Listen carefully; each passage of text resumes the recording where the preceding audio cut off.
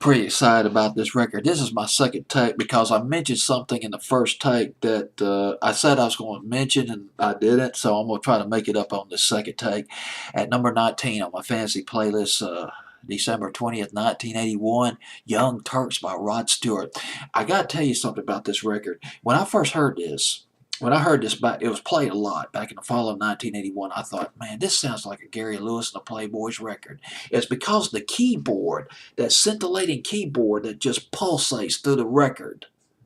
It just reminded me of the keyboards of Gary Lewis and the Playboys' old records back in the mid to late 60s, the golden years of the 60s.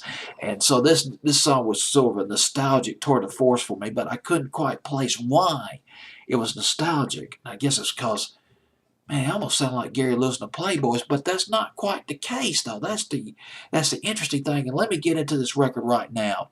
Young Turks, the music to Young Turks was written by the drummer, Carmen Appice, along with a fellow named Dwayne Hutchins. Dwayne Hutchins and Carmen Appice, well, they used drum machines to create the drum pattern, and they used a sequencer. I got the exact names of them.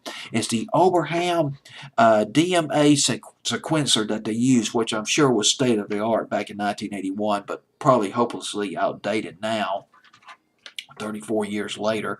And they also used the Oberham drum box. They played around with the sequencers, and the drum box fooled around, and they came up with a melody of this record. They came up with a drum pattern.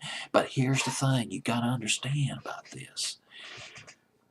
Well, first off, they presented the song to Rod Stewart, and Rod Stewart wrote the lyrics.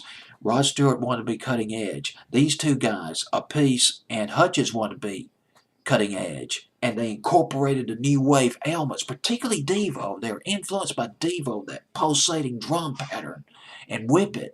They incorporated this drum matrix, into Young Turks. They went to the studio with this whole setup, the sequencer, the Oberham drum box, and they recorded all this on tape, the music on tape. It went from an 8-track, and they recorded it to a 24-track tape. I love some of these technical details. If you're really technically oriented as far as music production is concerned, you probably appreciate this, probably more than the casual listener.